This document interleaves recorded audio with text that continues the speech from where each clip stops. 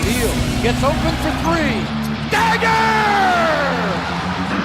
The kick, and here it comes. Swing and a miss! And a World Series Game 7 winning Curly W is in the books. Washington Capitals are the 2018 Stanley Cup champions.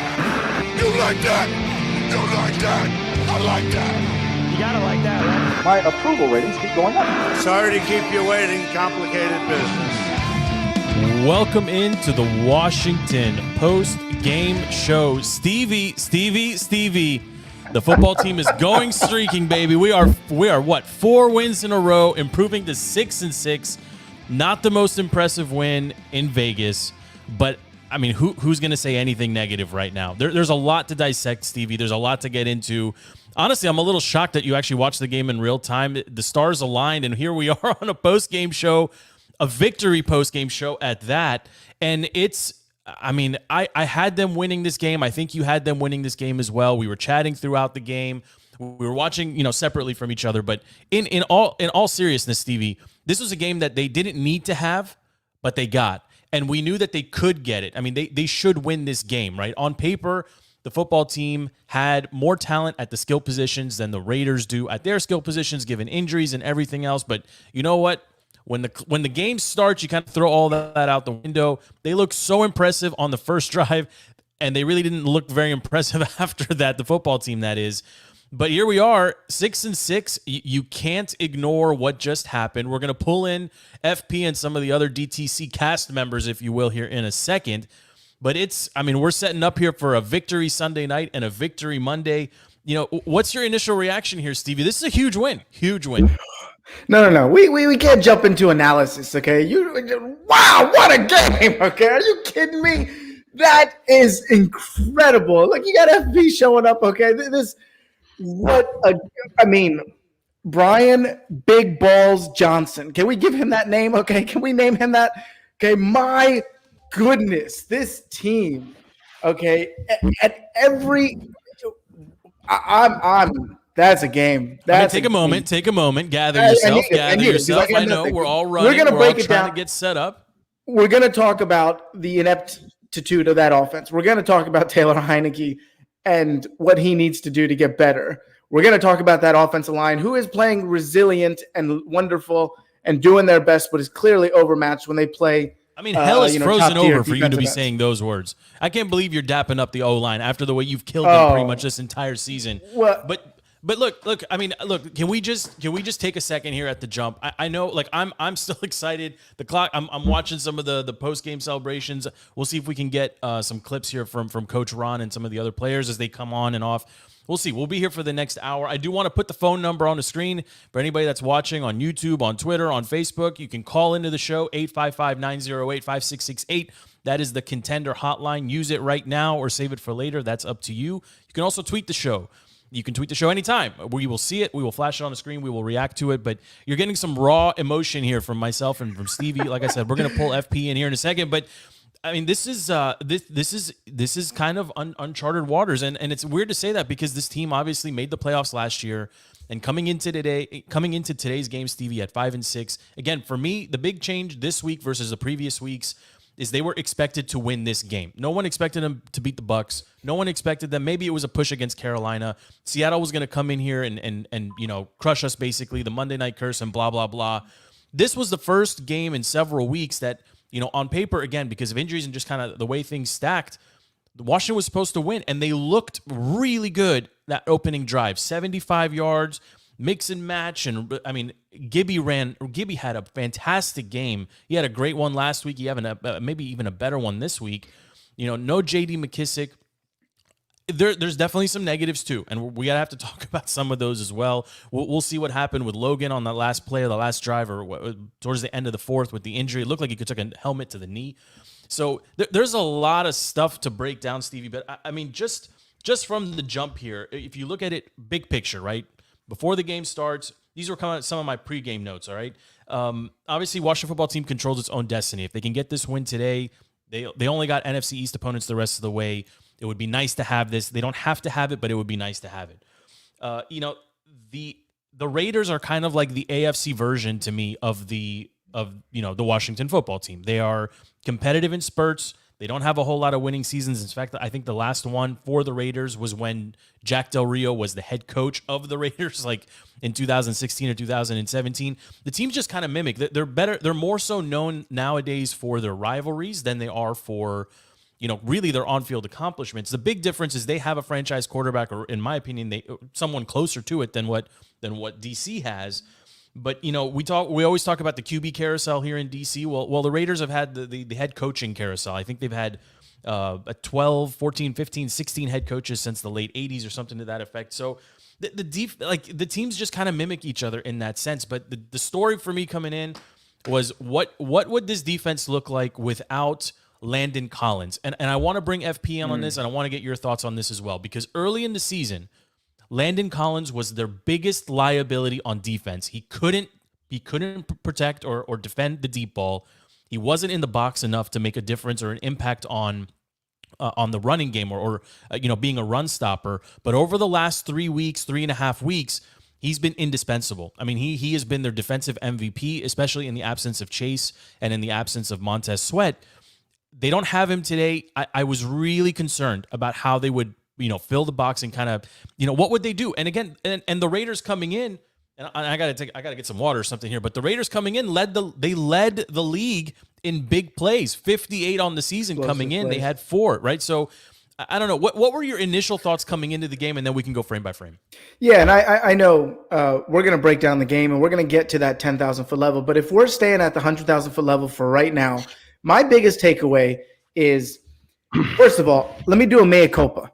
Okay, let me do a mea culpa. Let's hear it. Let's hear it. Ron Riverboat Rivera. Because what that game showed is a team of character. Okay, that showed a team that was down injuries, down Landon Collins, lost Logan Thomas halfway through, decimated on the defensive line, decimated on the offensive line, and they fought. And you want the headline for me is this team has solidified their identity. Like it or not, this is who they are. They're going to run it 25 to 30 times with Gibson. They're going to have these inside zone runs. They're going to wear defenses down. They're going to try to set up the pass with the run. They're going to not blitz. And Jack Del Rio, give credit to Jack Del Rio against his former team. I think he called a great game.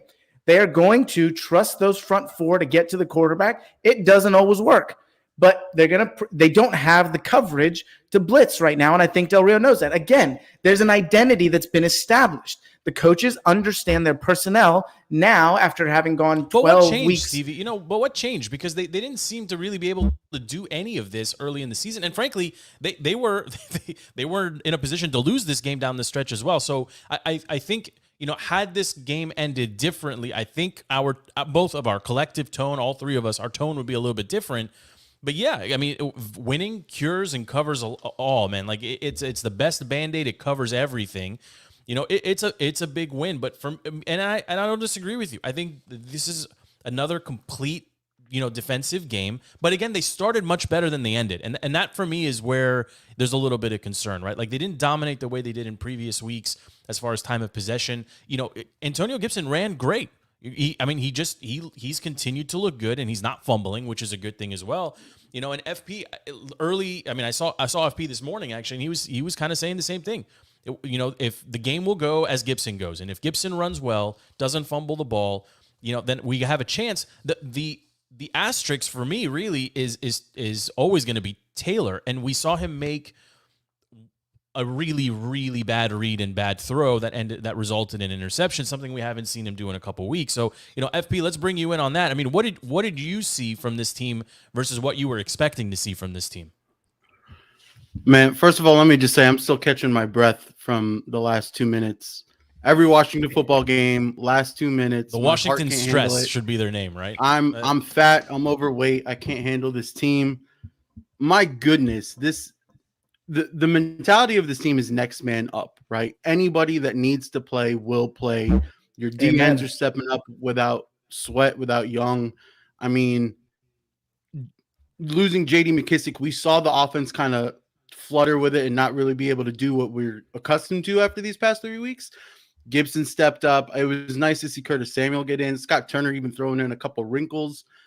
This team has grit, and that grit comes directly from Ron Rivera, and they're playing a solid game right now, and they're playing December football. That's what they're doing right now. This is a playoff gritty team. What is the definition of December football? What you just Win watched for 3 hours. Can. Yeah. Grind it out, adapt, trust your playmakers. I mean, Heineke is playing. He had the one mistake, but he's not playing too much hero ball. If you want to talk, he had a couple. All right, and I was on the Twitter account, and those gifs that are on the DTC Twitter, those are mine. I had an issue with the first touchdown. Is it a GIF or GIF? Yeah, I think it's a GIF. Okay, and we're gonna need callers. Yeah, I'm exactly. sorry, I don't know. Whichever one it is, it doesn't matter. Joe, okay. I took exception to the first touchdown of the game.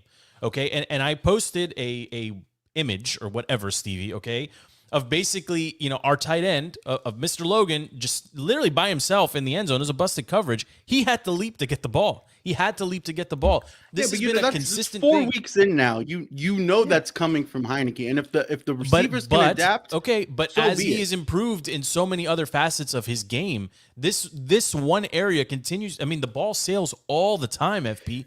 All the time, including obviously the interception. Everybody knows he doesn't have arm strength, so he's making up for it. He's compensating for it. Sure, he's not tall. He has to launch that ball. I mean, that's just kind of what you're going to get with this type of QB.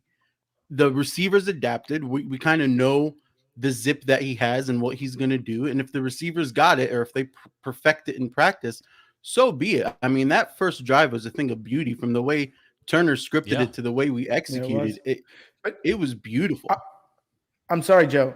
Taylor Heineke, I'm with you. When he misses, he's going to miss high. Like FP said, we all know this. But he was under duress the entire game. And he started getting used to throwing off of that back foot because they were Crosby off the end.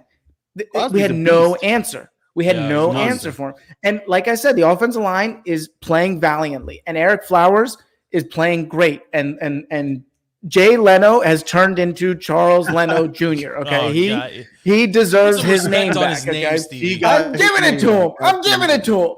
So they've been playing well, but they're overmatched, and they're doing their best. But I think Grant Paulson, not to name drop a competitor, but Grant Paulson was talking about the idea of Taylor Heineke in the beginning. They were treating him as essentially starting quarterback, right, and asking him to make throws that, complex throws, pushing down the field. Then they dialed him back down and they didn't want to be that gunslinger. They were talking about almost the dial on like a microphone setting, in the way we use these microphones. And I think we're right at the level that he needs to be at, which is he's a backup quarterback. And this is what a team looks like, having a backup quarterback play for the entire season. He's a backup quarterback. So you need to manage him. He needs to have check down throws. He needs to be dumping it. I mean, what are we looking at? We're looking at 23 of 30 for $196, 6.5 yards a throw. That's where he needs to be. And then Scott Turner needs to get really creative and find ways to push the ball down the field while handing the ball off to Antonio Gibson 25 times, which again, 23 carries for 88 yards. That's the play. Yeah. Yeah, and honestly, he looked great for almost all of those. I mean, he looked much better. He looked much better this week than he even did last week, and last week was a great game for him. 23 for 88 yards. I was a little bit concerned coming in. I've never been a Wendell Smallwood guy, and he had an extended stint with the football team last year, obviously. And this was my concern is that, and I think we saw it a little bit, is that Scott Turner was going to get cute with some of the play calling, and he did. For pretty much the entirety of the third quarter, we were doing like handoffs and pitches like 10 yards behind the line of scrimmage. Like that's not this.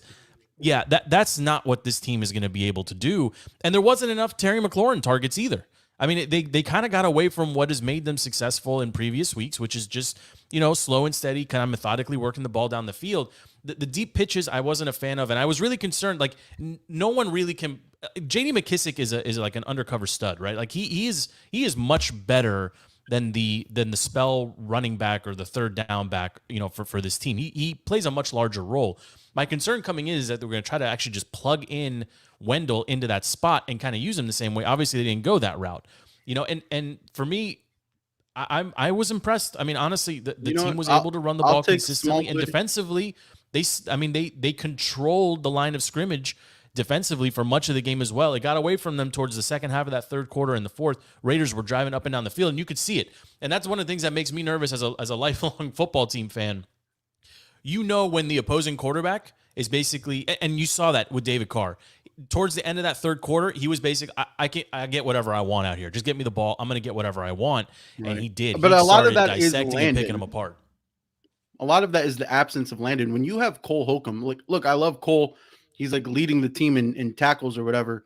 But when you have Cole Holcomb going against Hunter Renfrow, constantly dropping back over their shiftiest, best slot receiver, it's a recipe for disaster. And we saw that. And Carr figured it out, and it had to have been addressed. The D line, they got their pressure. They were breaking that pocket, and they were making Carr from his 5-step drop have to drop 5 yards, right? Like the pressure was getting there. It's that secondary, and props to the secondary. McCain came up huge. WS3 came up huge. Like it's great, but like the cohesiveness of that defense broke down a little bit. But then at the end of that fourth, they stepped up big. They stopped them. They did what they had to do. And there's a lot of coaching things on film here, whatever, if we want to start talking coach talk. But I'll tell you what, going back to Smallwood, give me Smallwood all week over Patterson. I never want to see Patterson on the field ever again. I'm happy that come on. He got 2 carries. He had a couple. I mean, he had one. I think it was one an inside. It was going to be all Gibson all day long, and I think it was going to be Gibson all day long. And Gibson, I mean, he deserves the lion's share of the carries, and that's what he's going to get. I think the rest of the way, even with JD healthy, I think Antonio's earned that share. I mean, he just has. I want to talk about the receiving just a little bit as well, because I made, Me too. All right, you go ahead then, Stevie, because okay, because go ahead. I'm going to say something that you're not going to like. And I don't know if there's a lot of opposing coaches listening to this, but it seems like we, including number 17, when they play man against us, we get 0 separation. That was like not the Trump. This is not a Trump sign. Okay. I'm talking 0 separation. Okay. 0 separation when they play man. When we play zone, the boys can find the spots in the zone. Adam Humphries can sit in the zone. Logan Thomas finds the zone. But Terry McLaurin, there's something. He almost looks for contact. I mean, I know when he runs and he's got the ball, he doesn't mind. Yeah, well, he leads the league in contested catches and that's a problem. 10 yards after catch. I agree. He doesn't get any It's separation. a problem that he has to jump to make every catch. That's a freaking problem too. I agree. Well, Greg Olsen, when they were taking that all 22 video, Greg Olsen was looking at it, and you're saying there's nobody open. When Taylor Heineke's looking down the field, there's nobody open. So I don't know if it's scheme, I don't know if it's personnel, but it seems like when we go against man, we struggle. It's probably a combination of both. And the guy that I want to see more of personally is Adam Humphries. This guy, all he does when he's on the field is catch balls. I mean, that's all he does. It's refreshing to see him come in there. He catches the Scott Turner special, which is, the 4-yard route and fall over, right? I mean, that's our staple, slant fall over play. And he's the best probably on this team at doing that. So, I think 4 catches, he basically averaged a first down today. I want to see more of Adam Humphries, especially when 82 isn't on the field. And Logan Thomas, you can say what you want about him being a converted quarterback or whatever. He's clearly got a spot on this team. He's got a role on this team. I think you'd be crazy not to consider him in the top half of tight ends in the league, or maybe even the top 10. The problem is keeping him on the field. And the chop block that took him out late in the game, that's a really big one. And we'll see as the week progresses if he's going to be day to day, or if he's week to week, or if he's going, hopefully it's nothing more serious than that. But he showed, today is a perfect example of what this guy can do when he's on the field. 3 catches, 50 yards, basically averaging, a first down and a half, 15 plus 16 yards. And he was wide open for that touchdown, and we'll take it, right? I mean, that's where, and I said it during the pregame show as well. If you're gonna nitpick on the offense, they could get to the red zone, but can't finish in the red zone. And not having Logan Thomas for 7 weeks is a big reason why. He looked great today. He absolutely looked great today. For me, the only thing that I'm going to be negative about as far as the offense goes Taylor should have never thrown that interception. But overall, for the first time in weeks, I'm going to point just a small finger. I'm going to use my pinky and point at Scott Turner and say, you got too cute with the play calling. You had a formula that was working and you got away from it. And those third quarter drives were just painful. I mean, they weren't moving the ball whatsoever. I'll agree that Heineke shouldn't have thrown that interception. But I mean, you even heard it this past week.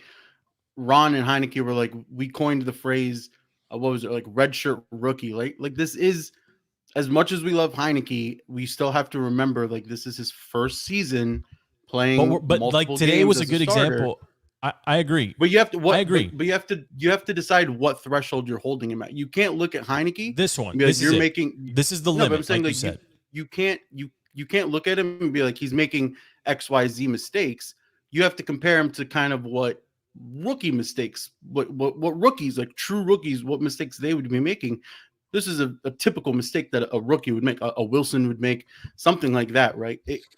It's teachable. And I think somebody got in his ear during that last drive after the interception, and I think they told him, don't play hero ball. There was a second where he did on one of those plays, but essentially don't play hero ball, live for the next down, trust the team.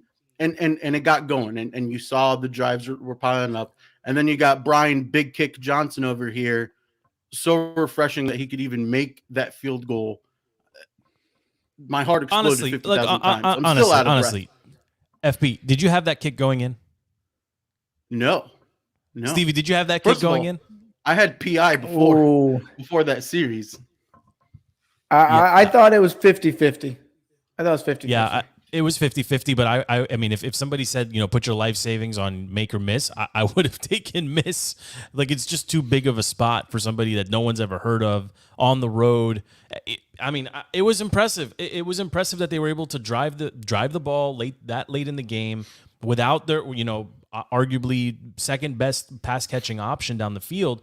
But look, it goes down as a win. It wasn't pretty. 17-15, way under on every prop bet ever. Like, everybody lost every bet if you made prop bets on this game. It was ugly. It was the opposite of what I made a lot of money. Oh, well, good for you. Good for you. But Logan Thomas, to first FB's touchdown point, score. This $250. No wonder he's got the. I mean, are you repping a new Chris Samuels jersey? What is that? Okay, that's Chris Samuels. That's a beautiful jersey right there. Yeah, that's a throwback. That's a throwback. That's great, baby. That's great. But I want to just close this out on Taylor. The last thing I'll say on Taylor, this is the limit for him, as far as I'm concerned, from like a game script perspective. Stevie, we'll get your thoughts on this and then we'll pivot. I want to talk about the Raiders a little bit. Taylor going 23 for 30, 196 yards, basically 200 yards, two touchdowns and an interception. This is it. Like, I don't like it when the team asks him to do more than this. 30 passes, 28 to 30, maybe 31, 32 pass attempts. I think that's the limit. I think if you give any defense the opportunity to line up against him in passing situations more than 30 times in a game, it's not going to go well. And I think that's what they've done really, really well leading up to this game. I kind of got away from them a little bit today, but I think this is his limit. He's going to be somewhere north of 75% from a completion percentage. He's going to be good for about 200 yards and a couple interceptions, maybe a pick here and there. But if he plays like this, we'll talk about what comes next, but just give me your thoughts on Taylor in particular as we kind of move into next week, and we'll talk about that in a second. Yeah, I mean, I think the last couple of weeks he's pushed his limit. I think the Monday night game, 6 days ago, I think that was his limit. I think he hit 300, last week against Seattle. I think, yeah, but what I will go back to and say is we're in December, and now we're talking about December football. So the boys that are slinging it for 450 and 500 outside of Mr. Brady in Tampa, that doesn't play well in December. Just go ask, Kansas City, and go ask these high, prolific offenses. That's not going to play well in December in the NFC East, in the NFC, in Green Bay, in these kind of places, unless you have an Aaron Rodgers. So maybe he's set up for this. Maybe this is his time. I will just put a bow on it and say there's a mojo with this team. And Taylor's coming up, he's scrambling on a 3rd and 6, and he points those two fingers first down, and he's got a swagger. Maybe it's not deserved, okay, but he's got it, okay? And I don't know what he did to get it, but he's got it, and he's believing, and the team is believing, and that's Riverboat Ron, that's Jack Del Rio, that's Taylor Heineke. That's a high character team right there. Not used to it in Ashburn. Certainly, they ain't no high character in the offices in Ashburn, but that's a high character team that's on the field. Well, and It's they're only in the consistent, locker room and on the field. and Hashtag release the report. Yeah, yeah. Good luck. Keep pushing that hashtag. I don't think it's gonna happen, but we'll see. But let's switch gears and just talk about the Raiders for a second, because coming in, I mean, Derek Carr is a guy that has been, when Gruden was the head coach in Vegas, was, rumored to be on the hot seat. Maybe he's going to, they'll let him out of his contract. Maybe they'll trade him. Carr has been, throughout his career, linked to a move to DC for a long time. He's probably going to maybe be considered to make a move this offseason. I'm a Derek Carr guy, and I like the way he plays the game. I like the way he commands the offense. He went 28 for 38 for 249, no picks and no touchdowns. And I think if you told me that would be his line going into this game, I would have said, all right, the football team's got a pretty good chance to win this. We'll call it a toss-up. The big surprise for me is Josh Jacobs. Only 13 carries, just about, 50 yards. That's the big surprise for me. Even though Washington coming in, I think they were overall, Washington football team overall coming in, 18th overall defense, 4th against the run, 30th against the pass. You expected Josh to get probably north of 75 and a touchdown. I expected Derek to have a lot more yards than 250, and a lot of them came on chunk plays at the end of the second quarter, or at the end of the first half, and towards the end of the game, obviously throughout the third quarter, and really big chunks of it in the fourth quarter. So I was a little bit surprised by that. Hunter Renfrow being the leading pass catcher, 9 for 102. I think that was kind of expected. He saw an even amount of coverage from Fuller and from Jackson. Overall, though, the Washington football team defense did okay against some of the skill positions on the Raiders. We also have to realize that the Raiders are extremely weak with wide receivers, right? Once you don't have Waller in, once Ruggs is out of the league for all the crap that he did. All right, hold on. Just hold on a second, FB. Are you telling me you weren't just a little bit scared? Run game. You weren't a little bit scared of Deshaun Jackson? No, I mean, a little bit. No. Deshaun Jackson just sprints down the field. That's all he does. I mean, that's but his Deshaun Jackson historically against the football team, and they flashed the graphic actually on the during the game. Historically against the football team, he's got like 50 catches for 1,000 yards in his career just against the Washington football team. I mean, coming in, I don't do the revenge game bit. I've never bought into that nonsense. That was when he was on a great Eagles team versus trash Washington football team pre-name change. That means nothing. What you have to realize is this is a Raiders team that we faced without Waller, who is arguably the third best tight end in the league, maybe higher if you want to dig into the stats, and a real running game, right? Like, plus you're coming with an interim head coach. It was a fantastic win. But if we're going to start focusing on the Raiders didn't really have too much to concern us. Now, when you look down the road, that's not necessarily the case. But to say that Carr, it was surprising that he didn't get the yards, it's not that surprising because their receiving core, I mean, it's a terrible, like our receiving core looks leaps and bounds better. And as Stevie pointed out, we can't even get separation. Like that's the kind of difference that we're talking about here. Well, if we're going to separate the front seven versus the back four, right? We're going to separate the coverage versus the pass rush.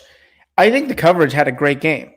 Warranted what FP saying that they weren't playing an elite wide receiving core. But I do think Kendall Fuller made some really, really great tackles in open space. I think the linebackers and the front four struggled mightily. I think Derek Carr had tons of time to throw the ball. I think they were not getting consistent pressure. And again, they're playing their tails off. Ioannidis, James, Smith, Williams, whatever, and these guys are playing their tail off. But you had a solid game from Jamin Davis. I was actually surprised by that. He made a great cross-field catch-up play.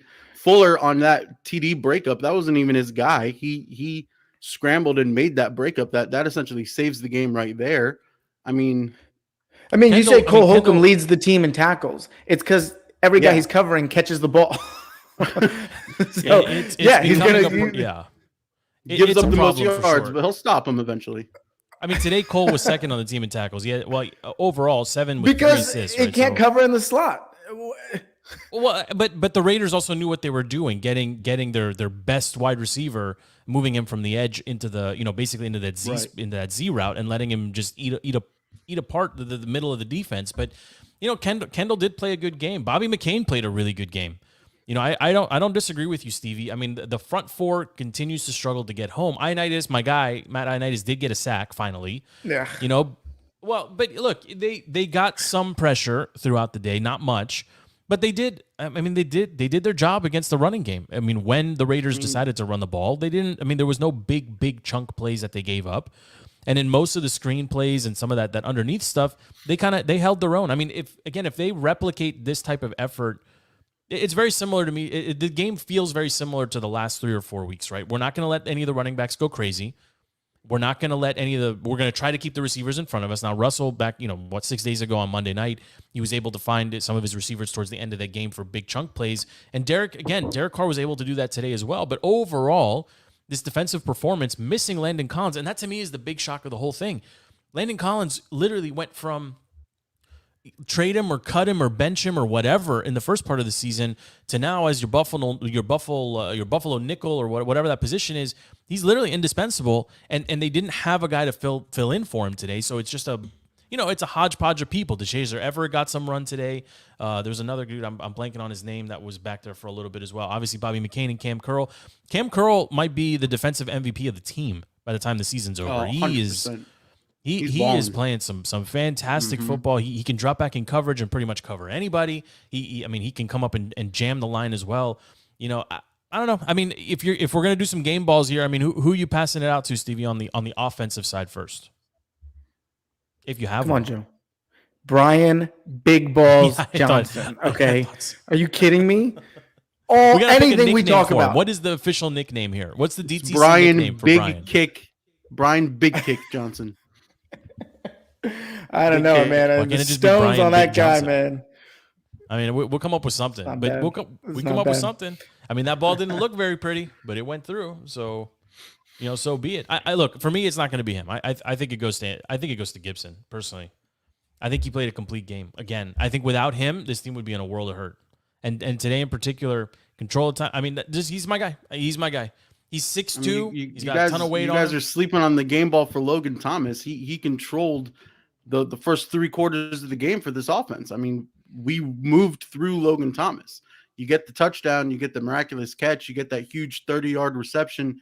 It was all Logan Thomas. But if you're going to give game ball to somebody that ended the game, you go Humphreys, because without Humphreys, that field goal winning drive doesn't. Why don't we see more Adam Humphreys? I don't understand why he's not on the field ever.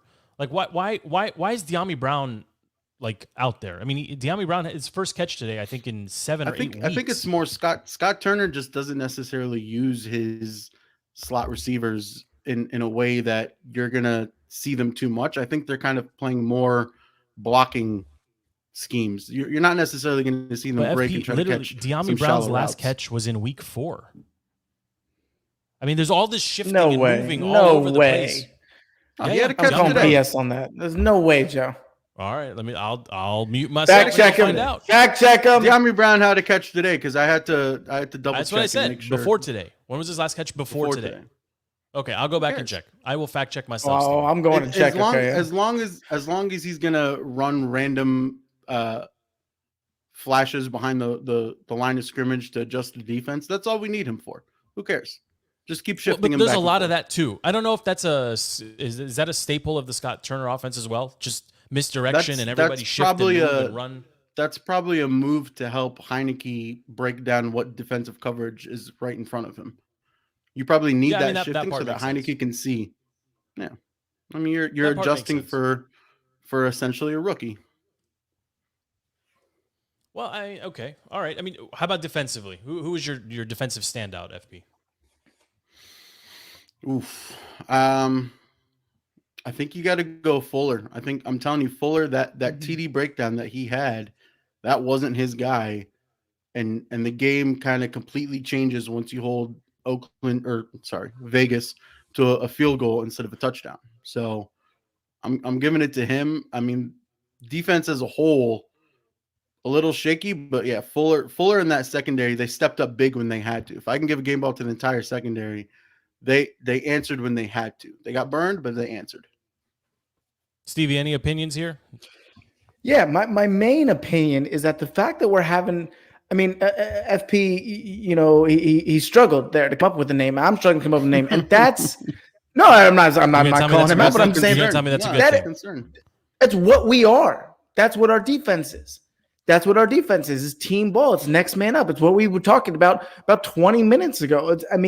There's no hero ball here, and that's a beautiful thing right now. I mean, it's just next man up, and they're stepping up and they're playing as a cohesive unit. I mean, how many times have we talked about the last couple of weeks?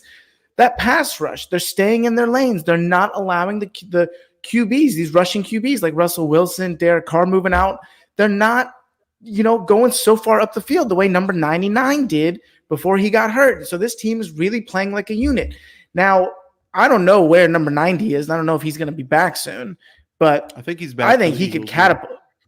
Is he back off IR? Because I know they put him on that temporary IR. But he's expected back either this week or definitely by next game. I think if it's up to him, he might be back. If it's up to him, I think we're going to see him back this week. It is, and I was going to bury this just a little bit longer, but it is Dallas week officially as of this moment, right? And to be 6-6, looking ahead, it is Dallas week. This is, the biggest game of the season. I mean, and wait. What time is it at? Because I got a little kid's birthday party. I will have to check, but I'm pretty sure it's at 1:00. All right. Little kids don't know if you're at birthday parties or not. No, the problem is it's my own kid. It's my own kid. Right, and he's dragging all of us to it, and I gave him a hard time about it earlier today. Can you throw? It's a her, but okay. Football party. This is what happens when the guy who's on a sports show doesn't pay attention to the sports calendar and just starts planning stuff. This is exactly what happens. This is what we try to actively avoid, Stevie. Hey, just bring your unicorns, okay? It's a unicorn party. It's a unicorn theme party. But look, hey, I remember we were at a wedding with a remote TV before we could stream on our phones, ignoring the ceremony and watching football games. So there's always a way. Because that's what we do here. Did you see how many burgundy and gold jerseys were in the stands in Vegas? Yeah. Did you see how many? Did you see all over Twitter? I think that's just because our fan base is a bunch of decrepit gambling. Degenerate, I think is the word you're looking for. But they also travel well and it's Vegas. Decrepit. And there might be some of those Maryland people. I don't like Maryland people. Maybe that too. But I do look. Before we put, I have a couple more thoughts on this game in particular, and then I do want to shift and start talking about the bigger picture here, which is there's a lot of games only against the division that we know very, very well the rest of the way. But I on the Raiders game here, and I said this at the jump when we started. These two teams mimic each other. I feel like the Raiders are the WFT of the AFC. They are good in spurts, never for an entire season and never 2 seasons in a row.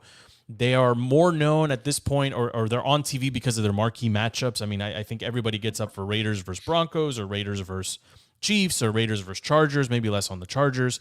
And again, it's the same with the WFT. I think when it's versus Cowboys, versus Eagles, versus Giants, we saw obviously versus Giants was on TV, a national game early in the season. So it was interesting to me just to kind of see how these teams mimic each other in that regard. But now, I mean, Washington sits at 6-6. Vegas sits at 6-6.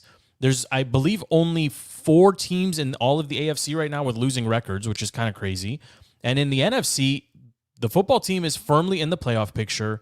And looking forward, it's Cowboys week, man. It's Dallas week. And we know historically and over the years that Dallas week means more to people in DC than it does in Dallas. Dallas, I think, views in sometimes it was Philly and other times it was New York as their primary rival within the division. But for us right now, for this week, I mean, next Sunday is a huge game for both of these teams.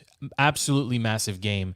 The Eagles today pulled out a win with, I think was it Gardner that was under center today? Minshew Mania, baby. Yeah, I mean, he got that porno stash and everything. I mean, he's all about it. And honestly, I don't know why I've always kind of cheered for him. It's fine. I mean, he's probably arguably a better quarterback, in my opinion, better quarterback than what they had there to begin with. But, looking ahead here just a little bit. I mean, I think everyone in DC is going to be kind of geeked up coming off of this one. Victory Monday for sure tomorrow. But on top of that, you've got Dallas coming in and you have an opportunity to go within a game, basically, of the division lead. So we're sitting here with 4 wins in a row. Right, and if we want to get crazy, if they pull off another 4, they're definitely in the playoffs. If they pull out 5 or 6, they've not only made the playoffs, they've won a home game as well. So there's a lot riding on this game.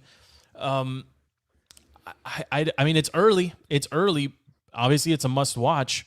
But I mean, did anyone have this? Is let me open. Let me kind of let's transition with this. At 6-6, what do you see happening the rest of the way, Stevie? Is this team good enough as it's constructed to win, 3 of the next 5 games against divisional opponents? Absolutely. Absolutely. And if they win the right 3 games, we're talking about a home playoff game. I mean, that's just any idiot can see that. This is basic, math right now. Right now they are set up really, really, really well. And I'm saying even the right 3 games, you don't even need to beat the Cowboys twice, man. You could split them. You take care of business with the Giants and Eagles. The Redskins. The football team did get some help today with the Vikings loss to the Lions. Yes. I mean, that's talk about a bad loss right there to get you to 5-7. That hurts and me. A That hurts me Niners right here because I'm a Kirk guy.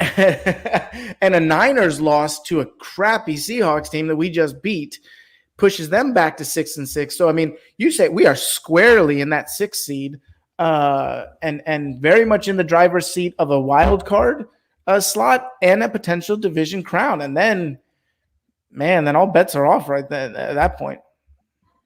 Yeah, I think more importantly, I'm just going to dive in. I think more importantly than our matchups is Dallas still has the Cardinals on their schedule, right? So if we play our cards right and we win the games that we should win, i.e. your last Giants game, and hopefully you sweep the Eagles, ignore the Cowboys entirely, they still have a Cardinals team to play, which is easily, I mean, if we start another podcast about top 5 and low 5, Cardinals are sitting at number 1 in my book right now. So the Cowboys. Yeah, but FP, you have to at least split with the Cowboys. You can't lose both. You have to, both. Yes, but yeah, I'm talking playoffs, not division. Okay, so, gotcha. Yeah, but and the teams. But this Cowboys team is beatable. At the end of the day, they're beatable. Well, I think if we learn nothing else, every team is beatable, right? And everybody that looks, I'm sure Dallas is looking at WFT and saying, hey, like this team shouldn't scare us, right? Our defense is better than our offense. Their offense is loaded with weapons, and that's why I think if they can get some of their key pieces back, if Landon is back, if Sweat potentially is back, I mean, the defense should improve. In light of how they've been playing over the last month, the defense should improve if Landon is back. The defense should definitely improve if Montez is back. So these are all things that, again, they line up positively for the Washington football team moving forward. And I think you've got to be encouraged at this point. I mean, go from 2-6 to 6-6. I mean, Stevie had them. Obviously, Stevie wrote them off before they were 2-6. Right, and we all did our preseason picks, and I had them winning an insane amount of games, which was very foolish in hindsight. But the defense right now, the defense for the month of November, and FP, I think you and I were talking about this a couple days ago. The defense, the Washington football team defense, was ranked 6th overall for the month of November. That is an incredible turnaround for them, right? I mean, they've quality QBs they've gotten in competition. Yes, and Stevie said it many times as well. Sometimes there's something to that Ewing effect, right? When you lose your best guys, everyone else has. It's not about stepping up; it's just about doing your job and not don't overdo it. Just do exactly what you're being asked to do. It's got to turn into team ball instead of hero ball, But looking forward, they can beat Dallas. I mean, Dallas didn't look impressive against the Saints a couple nights ago. I mean, they didn't look. They great. lost to the Raiders.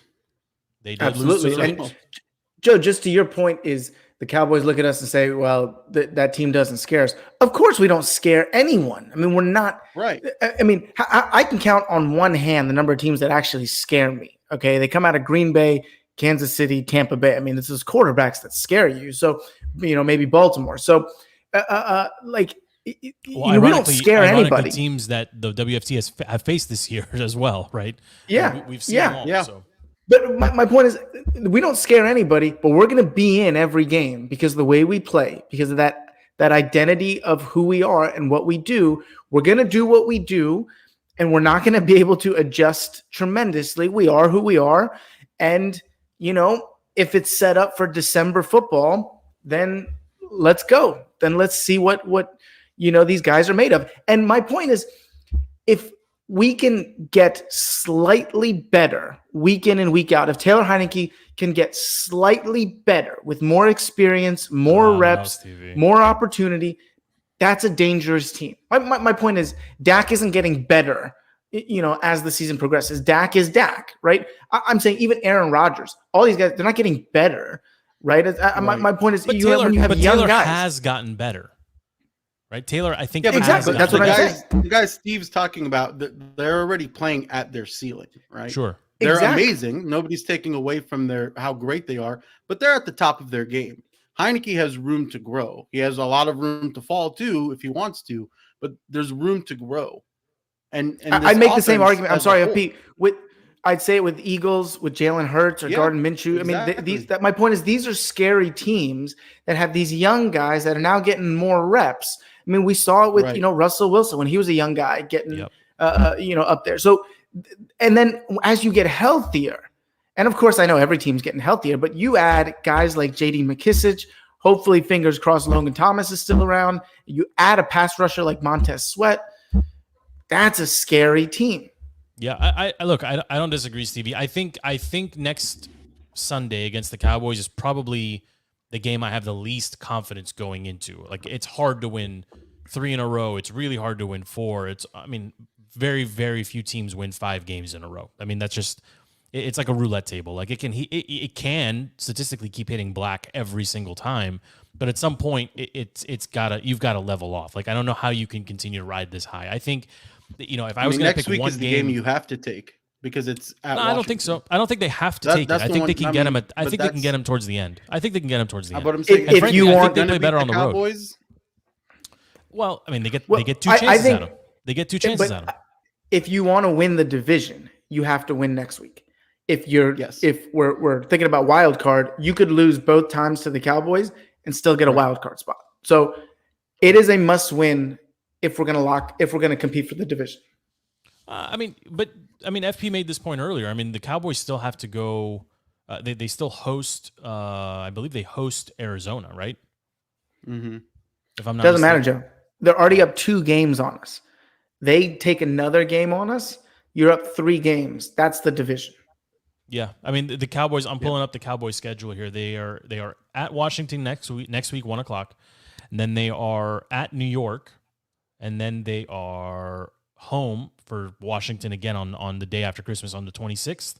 Then they've got the Cardinals, and then they close out against the Eagles. So, right. I mean, I don't disagree. I want them to win them all. I just think it's the least likely of the bunch is the one coming up next week. I don't think FedEx. Well, I'll tell you what. I think most likely to win is next week, and I'll tell you for one exact reason. Zeke with his bum knee isn't rushing the way that Zeke should be rushing, and then you take that and you add him. Yeah, but Tony Pollard is a starter. Tony Pollard, no. He's a starter on every other team. December what he football, said. Man. Cold weather, real field. You shut down that run game. Tony Pollard or not, you could shut down both of them because thankfully the strength of this defense is the rushing D. So if you're going to steal a game against Dallas, it's going to have to be that cold weather, outdoors, gritty team. You're not going to be able to get them in the stadium. You're not going to be able to do it. With that fan base, no way. At Jerryland. If you're going to steal one, it has to be next week, which is insane. Look, if you're talking 5 wins in a row at that point. That's crazy talk. Yeah, I mean, but they don't. Coming into this game today against the Raiders, it was a nice to have, in my opinion. It wasn't a must have. It's an AFC opponent. Like, it doesn't really impact the standings too much. Like, you could have afforded to drop this one. I love the fact that they didn't. They pulled a 6-6. I mean, if they are able to go next week and if they're able to hold court and win next week, they would be within half a game basically of Dallas with. A head-to-head, basically a toss-up, and they would need both against Dallas, and they've done that in the past. I don't think they have to have it, is my point. I think Dallas likely will drop 1 or 2 along the way, so if Washington probably can still afford to do the same and make the playoffs, to Stevie's point as well. But the team, it's improbable, and I think that's the word that's going to keep coming up for me pretty much all week. I think every show we're going to record, if we did superlatives or if we adjectives, describe this game, this team, whatever, in one word or season. Right now, I think the word is improbable for me. I think it's an improbable twist that Taylor is playing this well. I think it's improbable that the defense is improving week to week, even though maybe today was a slight step in the wrong direction, arguably, without their best two talents, without Montez Sweat and without Chase Young, of course. I think that's very improbable. These are things that you wouldn't have bet on, but they're happening. And I think Ron deserves credit, and I'm not embarrassed to say that I was wrong. I mean, the lack of attitude and the lack of moxie on the sidelines, the arms crossed, just staring into space. We got a glimpse of it, a glimpse into the locker room last week with the David and the Goliath and the stone and Taylor throwing the stone and that speech that of course has made its round this week this week all over the airwaves here throughout DC. He's clearly doing something behind the scenes. He's not dead in the water, and for all the distractions that come with around the football team. I mean, this week we saw it again with the name stuff, and we're going to tell you the name, and it's the Commanders, and everyone hates the Commanders. No, it's the Command. Well, well, that's a stupid name. Like, all that stuff continues to stay away from the team, and it continues to be about like the story on the field. And the story on the field is the team is 6-6, right? They are trending the opposite direction. Absolutely, and they're doing it without a franchise quarterback. They're doing it with a huge question mark still under center, and I think that's extremely impressive. And that's a testament to the coaching staff. There's one thing we need to talk about Heineke that I think a lot of us haven't really brought to light, and he's an escape artist. He is a magician behind that O-line, and this might get Steve riled up talking about the O-line and the fact that he needs to do this. But Heineke, time and time again, and you saw it today, he's escaping from pockets, pulling his leg out of defenders' arms, escaping sacks, doing whatever he needs to do to get the play moving. And I mean, that's fantastic, but it's also, it can't be part of his game, right? And that's the concern that I'm sure Steve's ready to jump in on or whatever. But you also, when you're a team and you see him do that, you want to play for this guy. Heineke is somebody that you want to play for. You want to go balls to the wall with, because he's never giving up. Yes, you want to play on Taylor Heineke's team. The only thing you said, FP, or Joe just said, is Washington winning cures all. The only thing winning does not cure is getting me into FedEx Field. Okay, I don't care how much that team wins. But that's that's a real problem. That's a real problem. Although it is Dallas week, I expect some extra burgundy and gold. Hey, brother, you're talking about silver and black or whatever, the Dallas silver and white or Dallas whatever. will be there, I understand. But I expect that there will be more football team fans than usual. Well, that's the question, right? Is a 4-game win streak stronger than the NBDs that live in this area? No, it's not. Maybe. The story NBD, for those that don't know, is never been to Dallas. I didn't know that. I was afraid to ask. But the story that really we're going to be talking about in a month, no matter what happens by New Year's Day, is that for once we have a team that is contending on a yearly basis. We all remember 2005. Love it. CP running through walls. Okay. Glory. 2012. Amazing. Okay. January 6th, being in that stadium for the wild card game. RG3's leg falling off.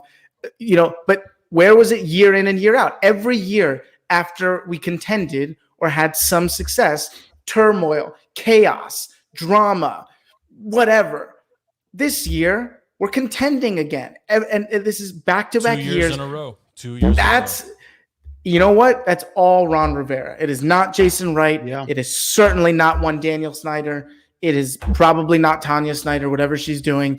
It is all Ron Rivera. And a credit to a man who, because the guy's got cancer. I mean, what can't he overcome? Okay. He's literally overcoming cancer in Ashburn, and he's cancer in his body. Good for him. Okay. Congratulations, Ron Rivera. Stevie, that might be the best. That might be the best 45-second cut I've ever heard come out of you. I'm gonna have to isolate that. Where's that passion all the time? It took Take it to the bank. Hey. Win streak for you to care. Hey, it's December football, and nothing better. It is December football. These are meaningful games. That's all we wanted, right? That's all we wanted is meaningful games down the stretch, where we don't want to just basically kick ourselves or just turn off the TV, which a lot of us in years past we've done. But I was asked this question a couple days ago by someone who is not a fan of the football team, is like, how do you know that the culture is changing, right? And the easy answer is when you win. But I think the more nuanced answer is when you make the playoffs consistently. And what can be more consistent than 2 years in a row? So, I mean, at this point, we're not in talent evaluation mode. We're not in Super Bowl, chasing mode either. But you control your own destiny, which is, I mean, that's what every team wants at this point in the season, is to be able to win games and move forward in the tournament. And right now, if football team keeps winning, they're going to keep moving forward. They can afford to drop one or two of these games. I mean, they are better than the Eagles. They are better than the Giants. And I think the Cowboys will be a real test. I think, I don't know. I mean, they can. The Cowboys have had some duds. I mean, they've had some dud games. They didn't look particularly impressive just a couple days ago against the Saints. Even I don't care what the scoreline says. They just didn't look very good. Yeah, and that's against the Saints team that had nothing, right? They're right. You're I mean, there's the a couple JV team. games for sure. There's a couple games for sure that if the football team would love to have back. The Saints game, most notably. I mean, you take that game back, you're sitting one game over 500 right now with a tiebreaker against the three teams in that division. You'd have a tiebreaker against the Saints, the Panthers, and the Bucks, which is incredible. Yeah. If you have Big Kick Johnson and the Falcons, you'd have a beat the tiebreaker Broncos. over all of them. What am I saying? They'll be all over. They'd beat the Well, entire NFC South. Bottom line, I shouldn't say anything. I should just have ended on that hot streak. But bottom line is, I don't know a lot of teams in the NFL that could lose their starting quarterback in the first quarter of week 1 and be sitting at 6-6, 13 weeks into the season. Preach. Absolutely. Absolutely. Stevie, I'm going to take that as your last comment. Player. I'm going to protect you from yourself. FP, Riverboat any final Ron thoughts from you. I mean, my final note is the David and Goliath mentality is definitely showing through, and it's a beautiful thing to see. And this team come next week, I mean, I'm calling it 5 wins in a row. I have no reason to not believe this team. You want to know? They didn't put any money on it.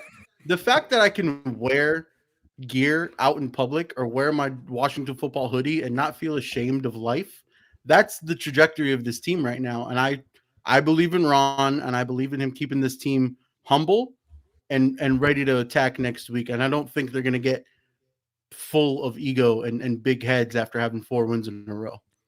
And you said it. I mean, people that are not from DC don't understand this, but when the team is down, you don't see any burgundy and gold. You don't see any jerseys. You don't see any flags on cars.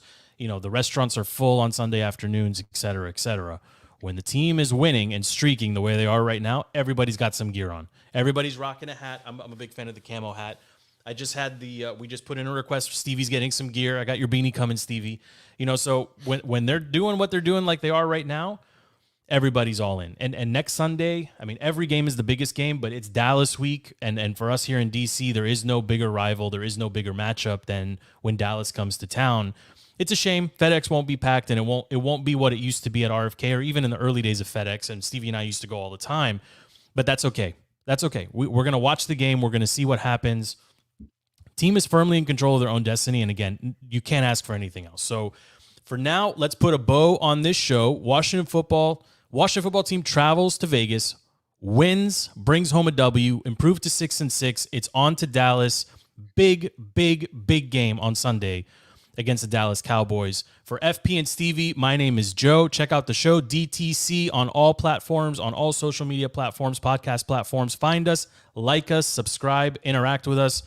We thank you. We thank the Contender for airing this show. And until next time, we are out. Go Washington football team. Hail to the football team. We're out.